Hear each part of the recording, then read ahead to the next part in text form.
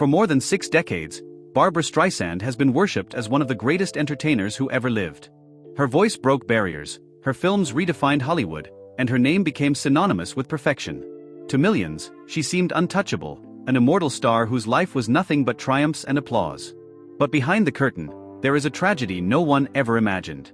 A tragedy not written in headlines, not whispered by tabloids, not even fully spoken by Streisand herself. It is a tragedy that has nothing to do with scandal or downfall, but with something far more haunting: the quiet loneliness of a woman who gave everything to the world, only to discover that greatness comes with a price that even she could not escape. At 83, Streisand stands at the edge of her twilight years, her legacy unshakable, her voice eternal, but her heart heavy with battles the world never saw. While her fans celebrate the music, the awards, the glory, they will never fully understand the sacrifices made in silence. The perfectionism that consumed her, the stage fright that imprisoned her, the endless search for love and belonging that no amount of fame could fill. The tragedy is not that Barbra Streisand failed, for she never did.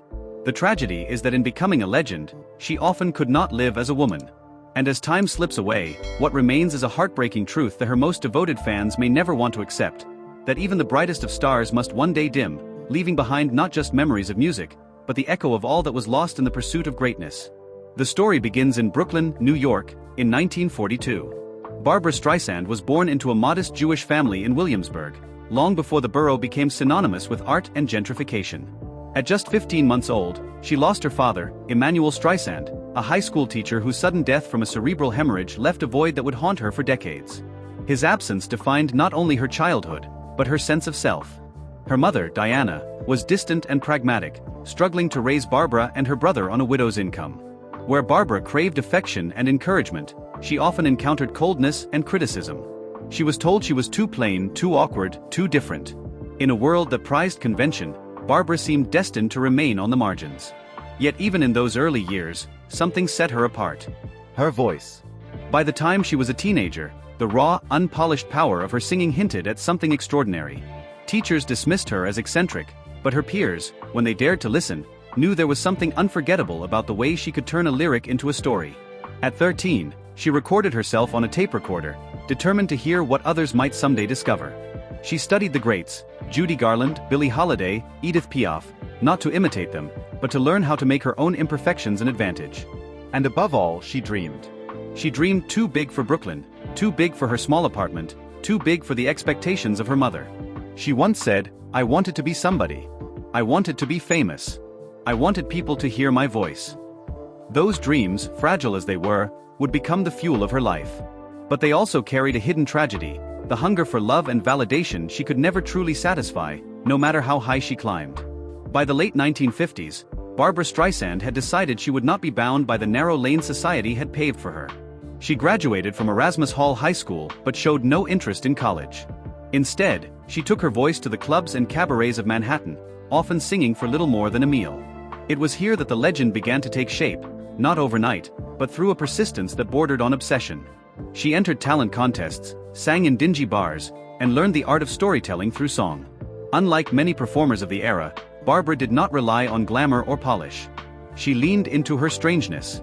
Her nose, often the subject of ridicule, became part of her defiance. She refused to change it, declaring that her uniqueness was her strength. Audiences who stumbled into those clubs often left transformed. Her phrasing was unusual, almost conversational, yet deeply emotional. She didn't just sing a lyric, she inhabited it, as though she were telling you her own secret. By 1962, opportunity came knocking. She landed a small role in the Broadway production I Can Get It For You Wholesale. Though just a supporting character, Barbra stole the show, winning critical acclaim and making her name known in the theater world. Then came Funny Girl. In 1964, at just 22 years old, Streisand took on the role of Fanny Brice in the Broadway musical that would define her career. Audiences were stunned, not just by her voice, but by her comedic timing, her vulnerability, her ability to transform herself on stage. Overnight, she became a star. But fame came with its own price. Even as she ascended, she carried with her the insecurities of her childhood. She often questioned whether people loved her for her voice or simply tolerated her despite her looks. The tragedy lay in the fact that she was already extraordinary, yet she struggled to see herself the way the world did. And so, the girl from Brooklyn had found her stage. Yet she had also found the double-edged sword of success. The higher she rose, the further she risked falling into the loneliness of her own doubts. By the mid-1960s, Barbra Streisand was no longer the awkward Brooklyn girl with too many dreams. She was America's newest phenomenon. With Funny Girl on Broadway, record deals lining up, and talk shows clamoring for her presence, she became a household name almost overnight. Her debut album won Grammy Awards. Her live television specials reached millions. Everywhere she went, there were cameras, microphones, and the weight of expectation. But fame, as Streisand quickly discovered, was not a gift without cost. For every accolade, there was a critique. For every headline praising her voice, there was another mocking her appearance. She was called too unconventional, too brash, too Jewish, a cruel reminder of the prejudice that still permeated Hollywood. In private, the pressure was suffocating.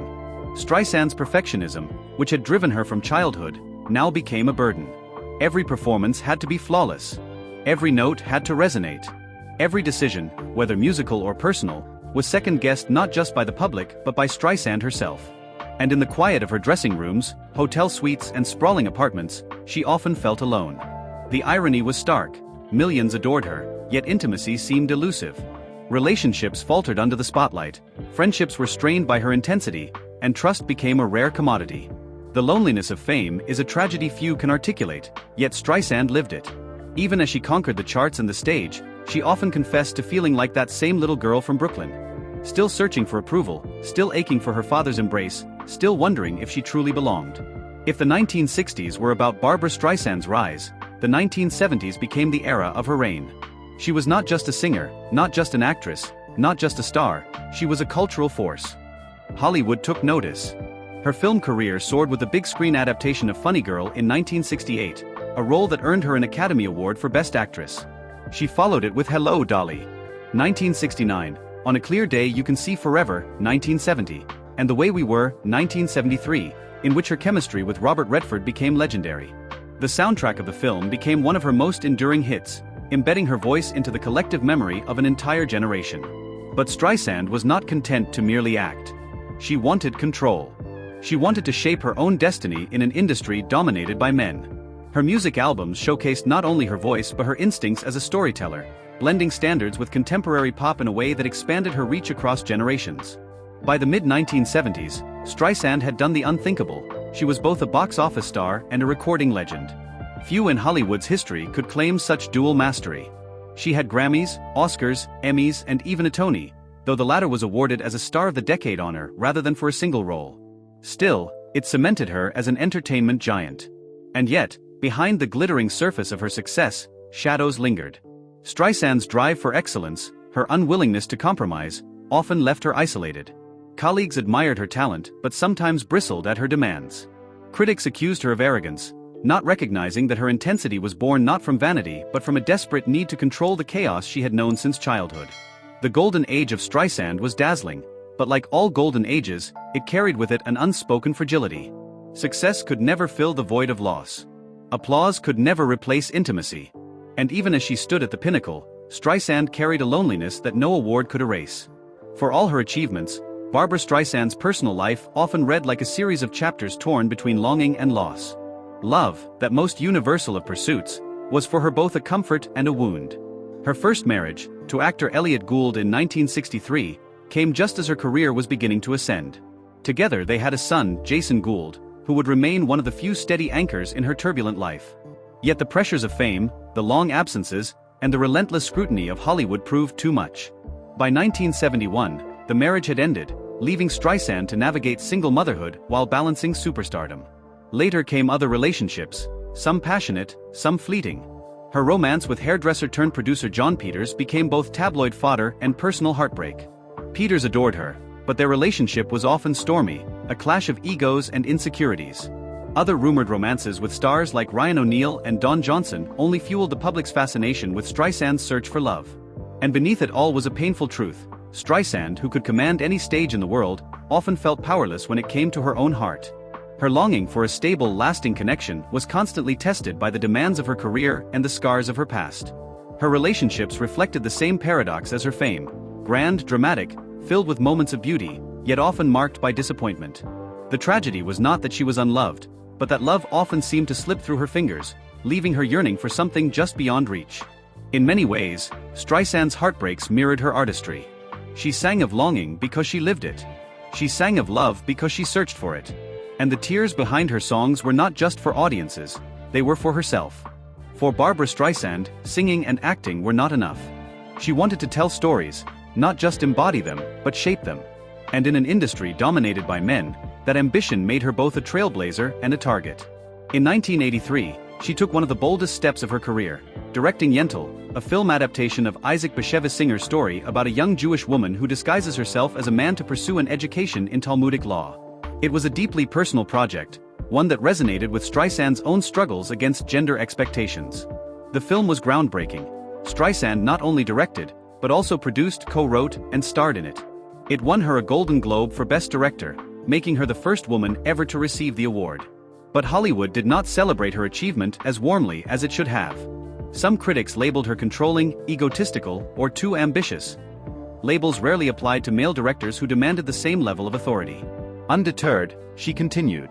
With The Prince of Tides, 1991, she delivered a critically acclaimed film that earned 7 Academy Award nominations, including Best Picture. She followed with A Mirror Has Two Faces, 1996, a romantic drama that again showcased her ability to balance intimacy with spectacle. But each project carried its own struggle. Financing was harder to secure, industry gatekeepers doubted her, and critics scrutinized her every move. To direct in Hollywood was already a battle. To direct as Barbra Streisand was a war. The loneliness of blazing her own trail weighed heavily on her. While she broke barriers for women in film, she often felt unacknowledged, even dismissed. Recognition came slowly, if at all, and the sting of exclusion lingered. She once confessed that she felt invisible to the Academy, despite her film's success. In truth, her directorial work was a triumph. But as with so many parts of Streisand's story, triumph was shadowed by isolation. She had created a space where women could dream bigger, but she herself often walked it alone. To understand Barbra Streisand's tragedy, one must understand her perfectionism. It was both her greatest strength and her deepest torment. Her quest for flawlessness was legendary. Every song, every line, every camera angle had to be exact. She would spend hours in recording studios perfecting a single phrase, insisting that even the smallest detail mattered.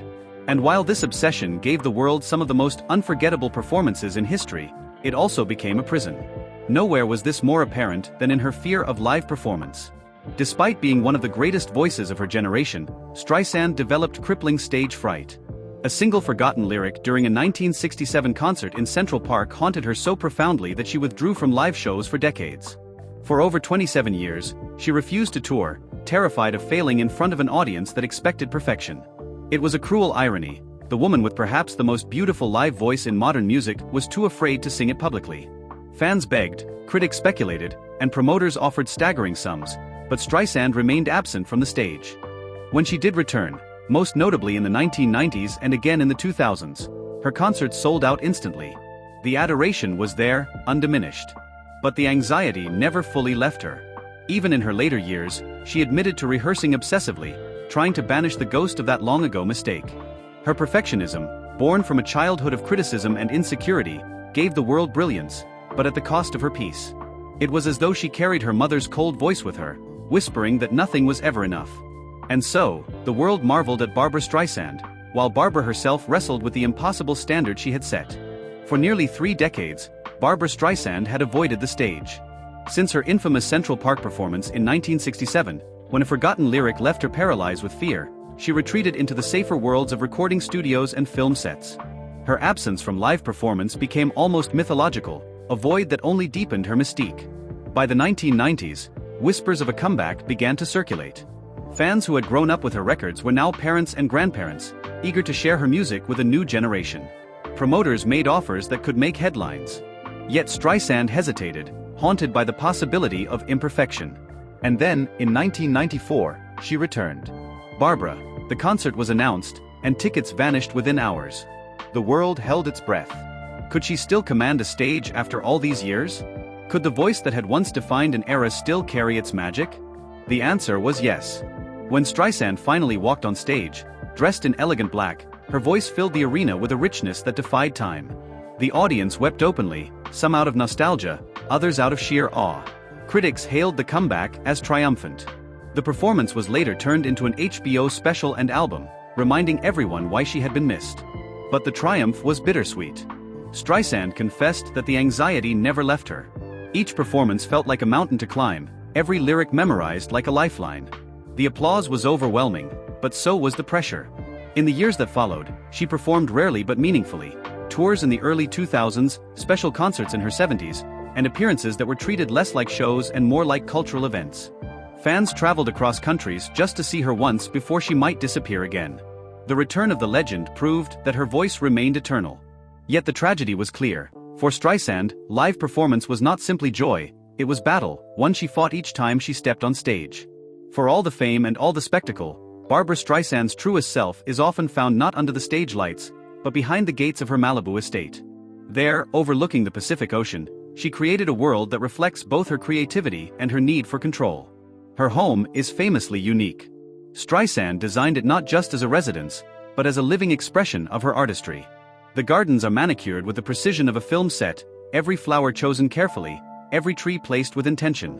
Inside, rooms are curated with obsessive detail, each corner reflecting her taste and her desire for harmony. Perhaps most famous of all is her private underground shopping mall. A series of shops built beneath her barn-like structure, filled with collections of clothes, antiques and memorabilia. Instead of storing her possessions in a traditional way, Streisand turned the space into a fantasy world where she could wander, browse, and remember. To outsiders, it seemed eccentric, even bizarre. But to Streisand, it was comfort, a way to create order in a life that had often felt chaotic. Her love of animals also reveals the woman behind the legend. Dogs have been constant companions throughout her life, and she has even gone so far as to clone her beloved Coton de Tullier, Samantha, ensuring that part of her could live on through successive generations of puppies. To some, it was an extravagance. To Streisand, it was a way to hold on to love that felt too precious to lose.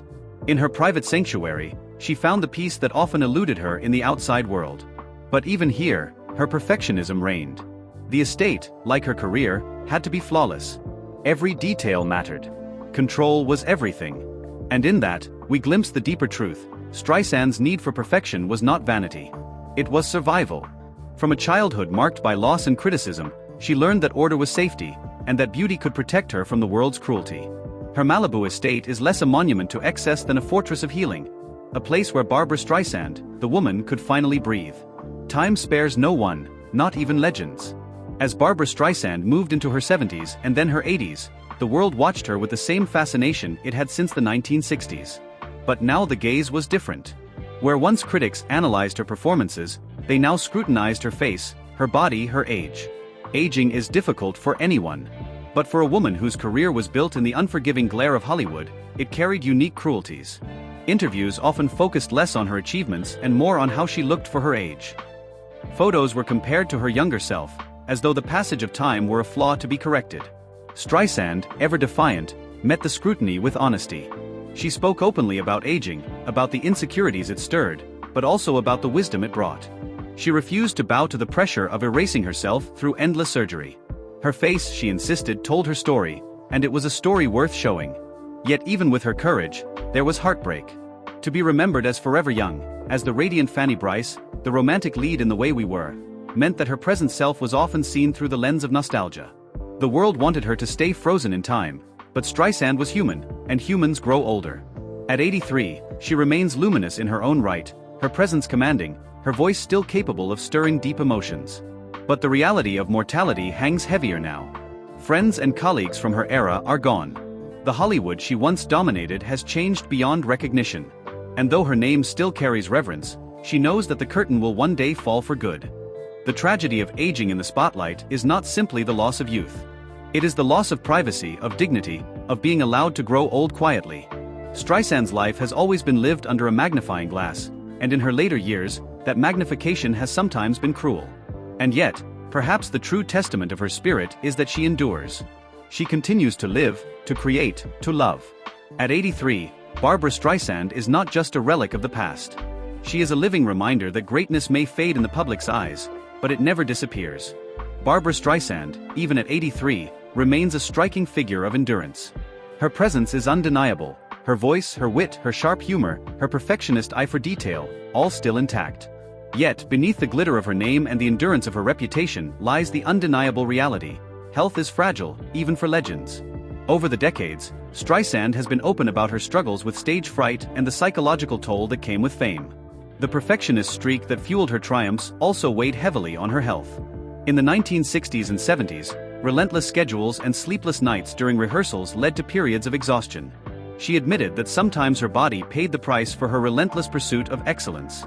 There were moments in her career when vocal strain became an issue.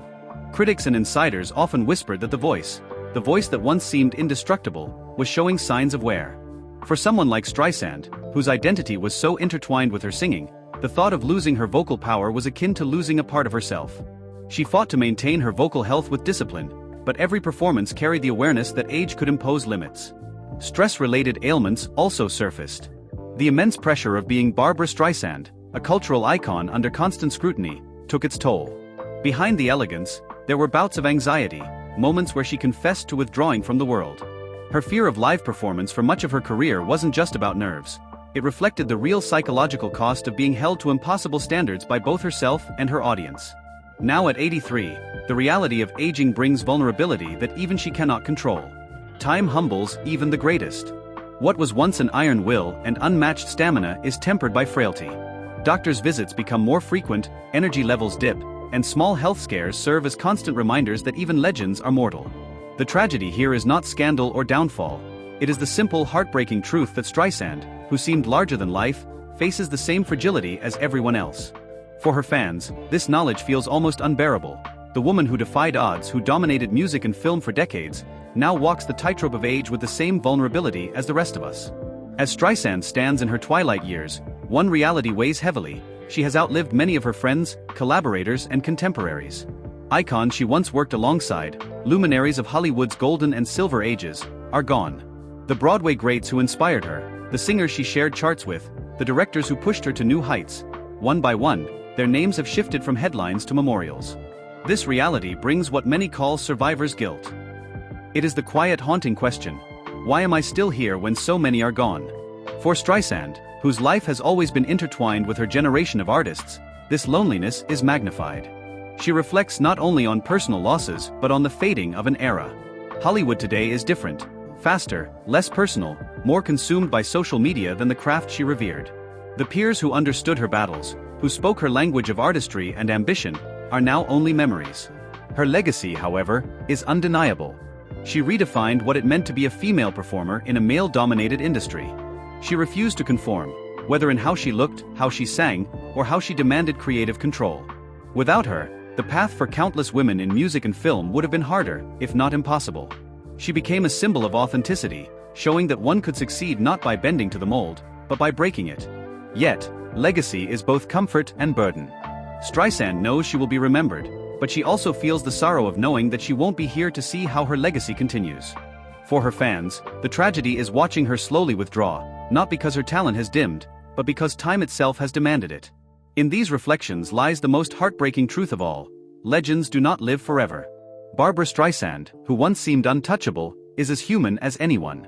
And it is in her humanity, in her struggles, her fears, her triumphs, and her losses, that her legacy finds its truest power.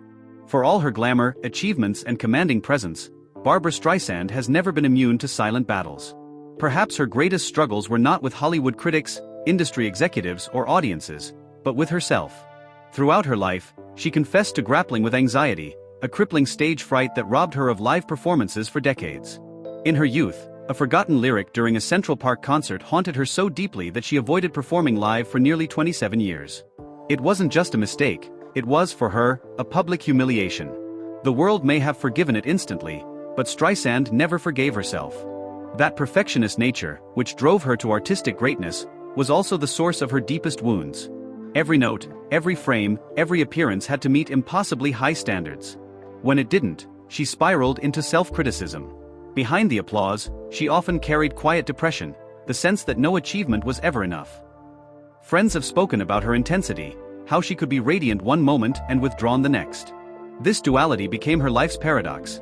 The world saw a dazzling superstar, but inside, she lived with insecurities that were rarely voiced. She longed for acceptance but feared vulnerability, and in that tension lay a constant ache. The tragedy here is subtle yet profound. For all her brilliance, Streisand rarely allowed herself to enjoy it. She was too busy striving, too consumed with what could be improved. Millions saw her as the embodiment of success, but few knew the toll it took to hold that crown. Fame, for all its glitter, is a fragile and often deceptive construct. Few embody this better than Barbra Streisand. To millions, she has always been the ultimate dream. A star whose life seemed filled with music, luxury, and power. But beneath the spotlight lies a far different reality. Fame brought her recognition, but also isolation. Streisand often described her discomfort with adoration, the way people placed her on a pedestal she never asked to stand on. The Barbra Streisand that fans worshipped was both real and not real. It was her voice, her artistry, her vision, but not her entirety. The illusion of fame also robbed her of ordinary joys. She could not walk down a street unnoticed. She could not fail quietly. She could not simply be. Every flaw was magnified, every misstep broadcast. To the world, she was untouchable. To herself, she was achingly human. Here lies the most bittersweet contradiction. Barbra Streisand lived a life envied by millions, yet she bore scars few could comprehend. The tragedy is not in the applause, but in what was lost because of it. In living as a legend, she often could not live as a person. At 83, Barbra Streisand stands on the edge of her twilight years, reflecting on a life that has been both triumphant and deeply costly.